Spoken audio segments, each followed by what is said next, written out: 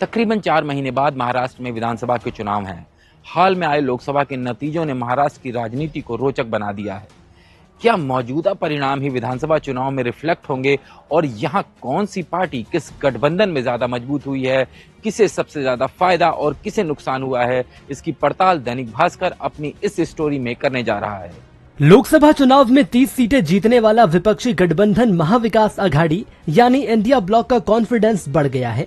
Shiv Sena UBT के president Uddhav Thackeray ने विधानसभा में 185 सीटें जीतने का टारगेट रखा है।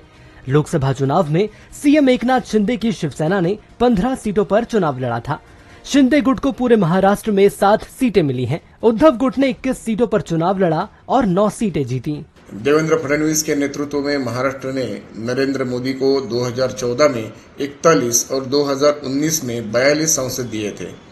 उसी महाराष्ट्र में 23 सांसदों वाली बीजेपी आज सिर्फ 9 सांसदों पर सिमट गई है।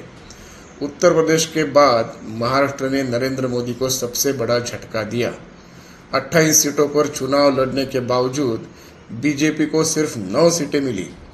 कांग्रेस, जिसके पास केवल 1 सांसद था, इस बार 13 सीटें जीतकर महाराष्ट्र में सबसे बड़ी पार्टी बन गई। कुल मिलाकर महाराष्ट्र की 48 सीटों में से 30 सीटें इंडिया ब्लॉक और 17 सीटें एनडीए को मिली हैं। इस रिजल्ट से 3 बातें साफ होती हैं। पहली, शिवसेना के दोनों गुटों ने एनडीए और इंडिया ब्लॉक में अपनी स्थिति मजबूत की है।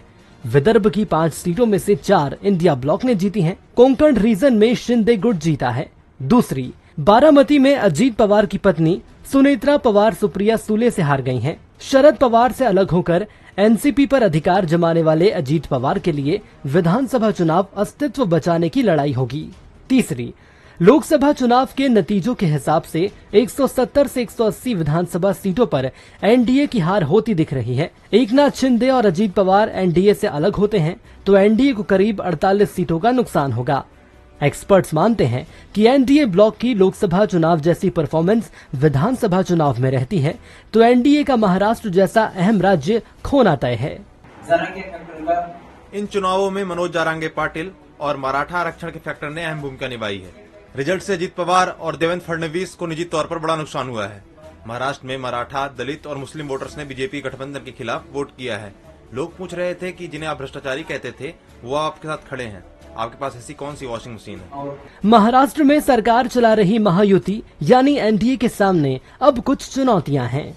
अगर एक लोकसभा चुनाव क्षेत्र में 6 विधानसभा सीटें होती हैं तो 180 सीटें अभी महाविकास आघाड़ी के खाते में चली गई हैं। वो पाने के लिए या 144 का साधारण बहुमत पाने के लिए महायुति के पास 3-4 मुद्दे। पहला मुद्दा है उद्धव ठाकरे और शरद पवार के बाजू में जो लहर उठी मतदाताओं में, वो कैसे कम की जाए। इसके अलावा किसानों की समस्या को खत्म करना, बेरोजगारी, मराठा वोट बैंक को साधना और पार्टियों के बीच कोऑर्डिनेशन महायुति के लिए बड़ी चुनौती है। अजीत पवार की एनसीपी भी इस वक्त मुश्किल के दौर में है। उनकी पार्टी लोकसभा में सिर्फ 1 सीट जीत पाई। यही वजह है कि नई कैबिनेट में उनका कोई मंत्री नहीं है। शरद पवार गुट दावा कर रहा है कि अजीत पवार के 18 विधायक उनके संपर्क में हैं। अगर अजीत अपने चाचा शरद पवार के पास वापस गए तो बीजेपी के सामने चुनौती खड़ी हो जाएगी। बीजेपी भी जानती है कि वो एकनाथ शिंदे की बदौलत चुनाव नहीं जीत सकती। सोर्स बता रहे हैं कि अजीत पवार को खुश करने के लिए महाराष्ट्र में जल्द मंत्रिमंडल विस्तार हो सकता है। अपने गठबंधनों में दोनों शिवसेनाएं मजबूत हुई हैं और एनसीपी पर प्रभुत्व हासिल करने का अजीत पवार का सपना चकनाचूर हो गया है। शरद पवार फिर एक बार सुप्रीमो साबित हुए हैं और जो बीजेपी सबसे बड़ी पार्टी मानी जा रही थी वह सबसे ज्यादा नुकसान में है। जिस कांग्रेस को पिछली लोकसभा में सबसे कमजोर माना गया वो इस बार सबसे मजबूत बनकर उभरी है। ऐसे में यह कहना गलत नहीं होगा कि महाराष्ट्र की मौजूदा राजनीति बेहद रोचक हो गई है और अगर मौजूदा रिजल्ट को विधानसभा में इम्प्लीमेंट किया जाए तो नतीजा महाविकास आघाड़ी के पक्ष में होगा। आशीष राय, दैनिक भास्कर, मुंबई।